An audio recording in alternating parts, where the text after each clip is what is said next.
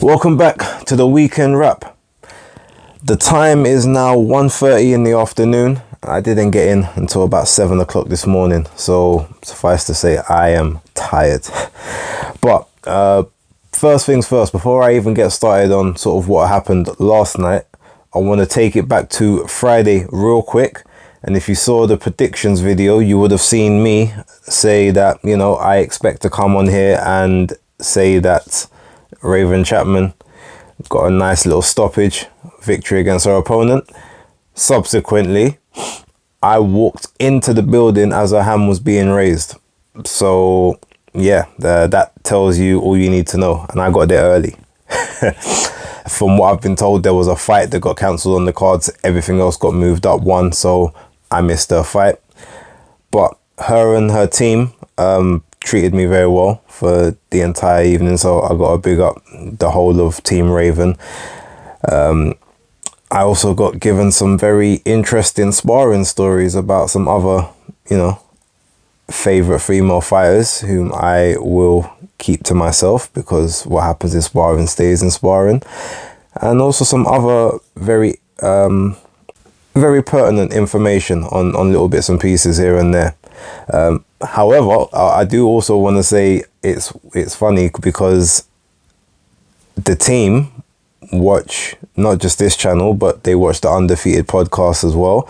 There's several tidbits of information that we've said on there that they've taken stock of, so them's the breaks.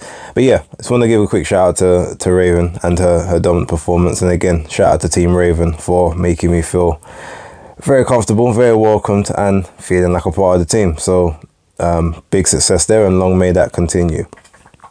Now let's talk about last night. For the first time, I saw more than 2 Ellie Scottney rounds in a fight get into the arena. I did still get there a bit later than I wanted to, but it is what it is. I do have to say this though, and I don't want to, but I have to be honest.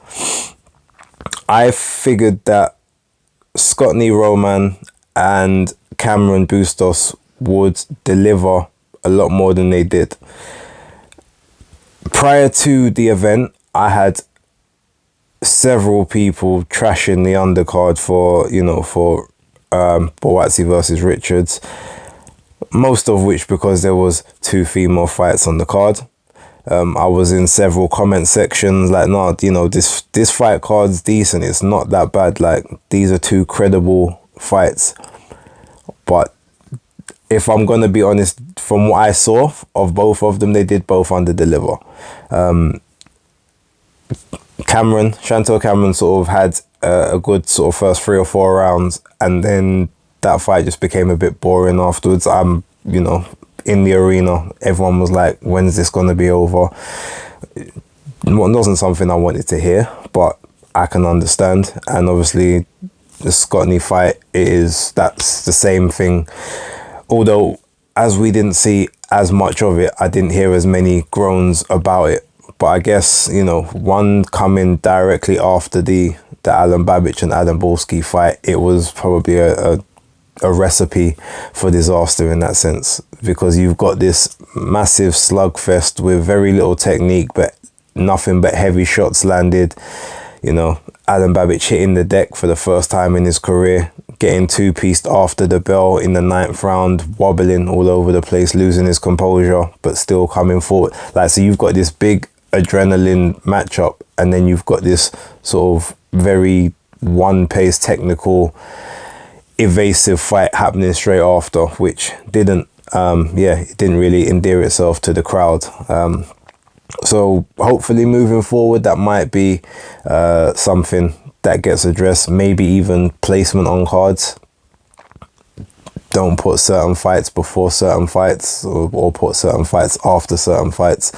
I don't know, but I didn't see the Robbie Davis Jr. fight. I was in transit at that point. I saw the last couple rounds, so I can't really make too much of a stick comment on that. But he got the decision, so congrats to him. But let's talk about the main event, because that's really all we're here to speak about, to be fair. Now, Everyone who would have seen me prior to the event heard me say that, well, I had Craig Richards as the second best light heavyweight in the country behind Callum Smith, even though Callum hasn't done a huge amount at that weight. But to be real, he's been a champion at the weight below.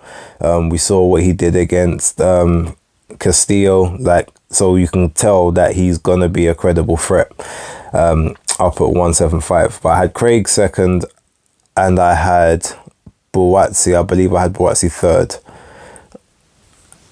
or fourth, one of the two. I think it was third.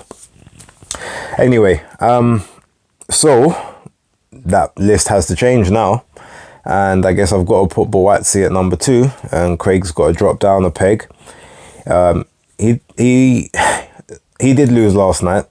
I was scoring it while I was in the arena. I was trying to score it factoring in what the judges and the home crowd, not the home crowd, sorry, I guess the home fighter would, would be getting. Because let's be real, even though Craig was in the home corner, Buatsi was still the quote unquote A side of the fight. It was still his fight to show what he had and what he didn't. There was about 3 rounds in there. I think it was round 1, round 10, and I think it might have been round 5. I'd have to double check, but there was those 3 rounds where it was like I had Craig up in those rounds, and then Buatsi literally nicked them by one flurry. It was literally just a flurry of punches, most of which weren't really connecting, but it's because he was busier. He was doing, that was the eye-catching moment of the rounds where Craig was doing a lot more single shots. Sometimes a one shot would land, then he'd back off, not really sort of follow up. But I had it like a 7-5 to Joshua Buatsi scoring on the night. If I was really generous, I could have given it a 6-6, and if I didn't take some of those flurries into account, even though they didn't do a huge amount, then I could even have maybe swung it the other way to like a 7-5 to Craig. But ultimately, I can't lie and give rounds where rounds weren't there.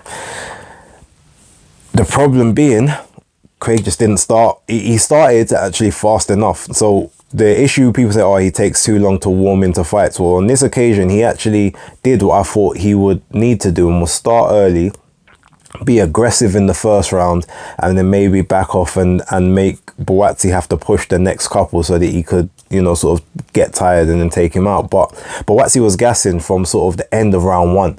Like, we saw it all on the screens. He was tired, and Craig didn't push on enough.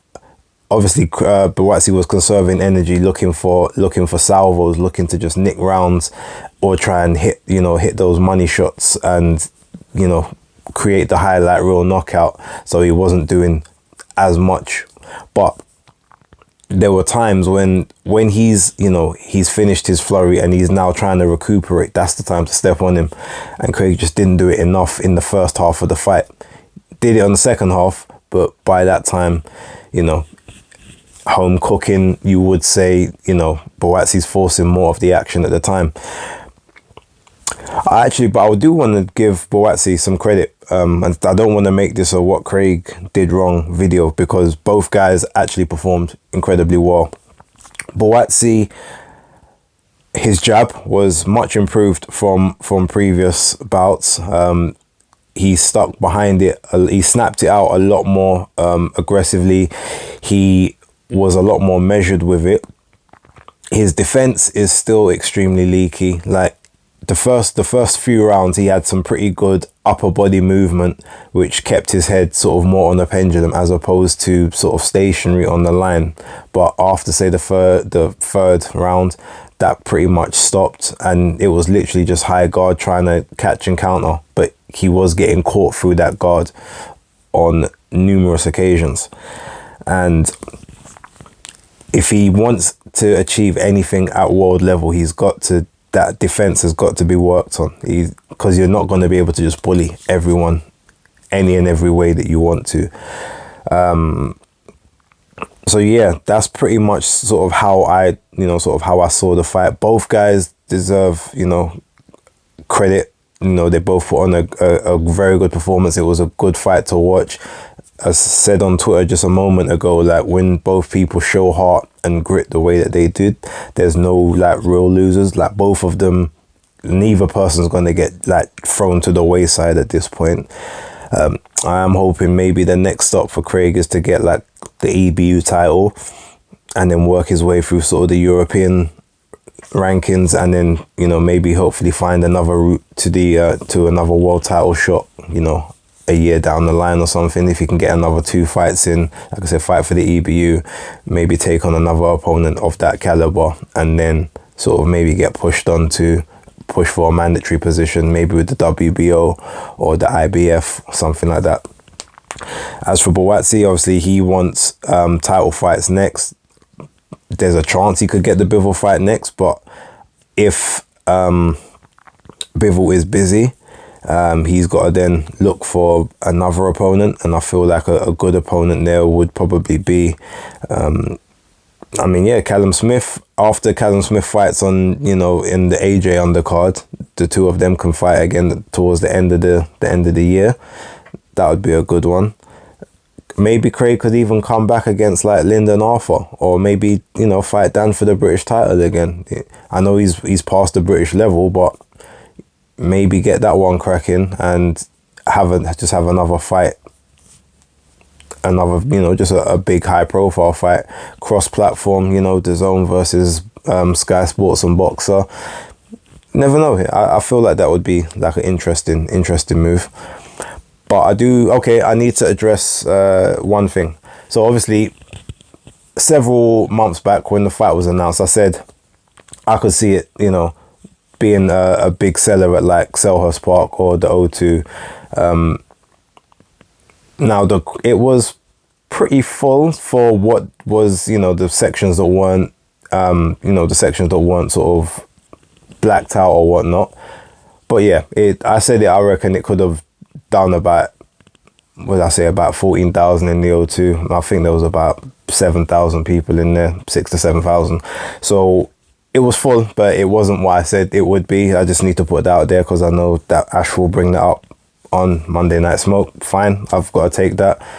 I do think the Selhurst Park thing would have been a whole different ball game, just due to the fact of you incorporate the football rivalry and stuff, but there's no way to be able to verify that now. So yeah, I'll take the L on that. I'll take the L on my prediction. As I said, I did predict that Craig would win, but he acquitted himself well, very well in fact. But the problem is now we can't keep talking about Craig showing his class in defeats, like, because at the end of the day it's still an L on the record, and it doesn't get him any closer to the world title that I know he wants, and everyone else probably knows that he wants. He's definitely got the ability to do it. I feel it's just pressing the action. You just got to press the action a bit more. That's pretty much all that was missing last night for me. There were several rounds like Buatsi was visibly hurt, but there just wasn't enough going in his direction. It wasn't enough making him have to work when he was trying to get those rests in between his salvos. Although I do want to say it looked a lot different watching it back today on the TV than it actually did in person. Like, it looked like Craig was waiting a lot more when I was in the arena, but looking at it on the TV, there was a lot more. It looked a lot more sort of balanced, but and it looked like he was actually a lot more aggressive than he looked in the arena. But yeah, big ups to both. Lastly, before I get off of this topic, watching it back, Tony Bellew's scorecard. Now that scorecard was so bad they stopped showing it after the 9th round. I don't understand how, even if you're just hometown cooking, that you give Buatsi the first 7 rounds clean. How? There's absolutely no justification that you can tell me that he won all 7 rounds, all the first 7 rounds convincingly. to have him to have it as a 70-63 on your scorecard, and then you gave Craig like 8 and 9, and then after that they didn't even show your scorecard again because they knew that they must have got mad backlash on Twitter or in the arena when people saw that, because that was atrocious. And if ever there's a time when people need to have performance reviews, I feel like that's one. Chris Mannix needs a performance review on the American side on many occasions, and Tony Bellew definitely needs one on the UK side. But look, let me get off of that because I don't want to really sully it any more than that. David Benavidez, I didn't see the fight, but I did say within 5, although that was if he didn't have to make weight. But subsequently, from what I saw, it looked like he came in at 166 and still got David Lemieux out of there in the 3rd round. I think the corner threw in the towel. So it was a nothing fight. Doesn't do anything for me. He needs a proper test move in his next fight moving forward. And that's pretty much all I got to say about that.